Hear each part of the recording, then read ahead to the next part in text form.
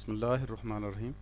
ये मेरे पास बुक है probability and statistics for engineer and scientist 9th edition है और इसका जो पेज नंबर है वो है 150 और 150 पे ये सबसे पहला क्वेश्चन है 5.1। ये जो प्रॉब्लम है ये बाइनामियल या पॉइसन या geometric negative binomial hyper geometric से रिलेटेड नहीं है, ये बेसिकली यूनिफॉर्म डिस्ट्रीब्यूशन का एक प्रॉब्लम है।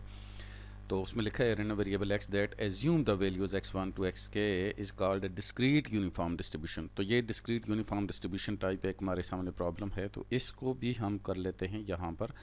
तो यहाँ पे देखें इसका सलूशन जो होगा ये जर्नल फॉर्म में प्रॉब्लम दिया गया है।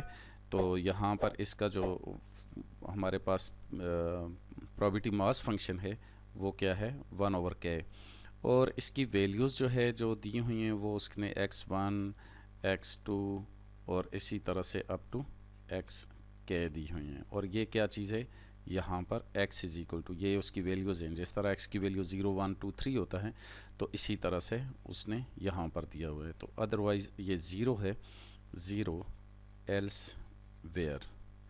तो ये यानी कि एक डेंसिटी फंक्शन दिया हुआ सॉरी प्रोबेबिलिटी मास फंक्शन दिया है। ये मास फंक्शन जो प्रोबेबिलिटी मास फंक्शन होता है ये डिस्क्रीट डिस्ट्रीब्यूशंस के लिए होता है। अच्छा, अब इसका जो है हमने मीन और वेरिएंस जो है वो फाइंड आउट करना है। तो मीन और वेरिएंस एक तो बहुत सिंपल तरीके से आप ये कर सकते हैं कि एक्सपेक्टेड वैल्यू ऑफ एक्स अगर फाइंड आउट करें तो इसमें कैसे होता है ये देखें। हम इसको करते होते हैं एक्स और इधर हम एक्स की x into p of x, ये जो हम उसकी प्रोबेबिलिटी ऑफ एक्स जो है ना वो लगाते हैं।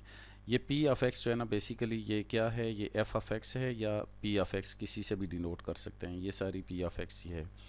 आप इसको ये भी कर सकते हैं कि एफ ऑफ एक्स ना लिखें, आप इसको पी ऑफ एक्स लिखते हैं क्योंकि प्रोबेबिलिटी मास फंक्शन को आमतौर पे पी से भी डिनोट किया जाता है। तो ये देखें sum of x into p of x. तो देखें एक्स की जो वैल्यू है यहाँ पर ये सबसे पहली जो वैल्यूज़ हम इसको यूं भी कर सकते हैं कि इसकी जगह आई गोज़ 1 to k। ये अगर हम सबस्क्रिप्ट यूज़ करेंगे तो ये और आसान हो जाता है कि किस वैल्यू कौन सी वैल्यू है उसके सामने उसकी प्रोबेबिलिटी क्या है। तो यहाँ पर देखें जब आप इसको सम को खोलते हैं तो ये देखें x1 सबसे पहले ये देखें i की वैल्यू जो 1 जा रही है तो इस i की जगह पर x1 पुट करें। ये 1 इंटू प्रोबेबिलिटी ऑफ x1, तो ये इस x1 की प्रोबेबिलिटी हो जाएगी plus x2 into probability of x2। तो ये इस तरह से चला जाएगा और यहाँ पर xk into probability of xk। तो जब ये आप कर लेंगे तो ये किसके इक्वल हो जाएगा, यहाँ पर ये आप इसमें वैल्यूज़ जब सब्स्टिट्यूट करेंगे तो ये देखें x1 और इसकी प्रोबेबिलिटी ऑफ x1 वो भी 1/k है, प्लस x2 करेंगे वो भी उसके सामने प्रोबेबिलिटी भी 1/k है, और फिर एंड सो ऑन करेंगे तो प्रोबेबिलिटी ऑफ xk तो ये भी प्रोबेबिलिटी 1/k है। तो यहाँ पे आप 1/k को बाहर ले लें, ये आप डायरेक्ट यहाँ पर भी डाल सकते हैं प्रोबेबिलिटी ऑफ xi, लेकिन ये है कि मैंने सेपरेट इसलिए किया ताकि आपको आसानी से बात समझ आ जाए। तो यहाँ पर ये x1 plus x2 plus so on और प्लस xk, ठीक है। तो ये हो जाएगा और यहाँ पर ये देखें जो आंसर हमारे पास आया वो आया सम ऑफ xi और यहाँ पर i गोज़ 1 to k और इसको डिवाइड कर देंगे k पे। तो ये हमारे पास एक्सपेक्टेड वैल्यू ऑफ x आया। तो हम इसका जो है ये मीन है तो इसको हम इस तरीके से इसका मीन फाइंड आउट कर सकते हैं। तो सिमिलरली ये जो एक्सपेक्टेड वैल्यू ऑफ अब हम एक्स स्क्वायर निकालेंगे ताकि हम वेरिएंस निकाल सकें। तो एक्स स्क्वायर निकालेंगे तो यहाँ पर भी आप जो करेंगे तो इसका भी समेशंस आपने इसी तरह से होता है। ये देखें sum of x square into p of x होता है ना, यहाँ पर ये होता है।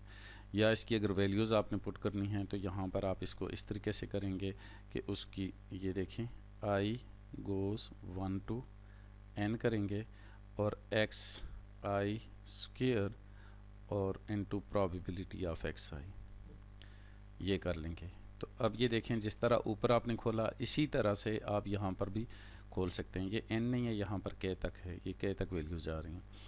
तो इसको जिस तरह ऊपर खोला इसी तरह आप यहाँ पर भी खोल सकते हैं। ये इसी तरह x1 square x2 square up to X K square हो जाएगा, लेकिन मैं यहाँ पर आपको डायरेक्ट तरीके से करवा देता हूँ।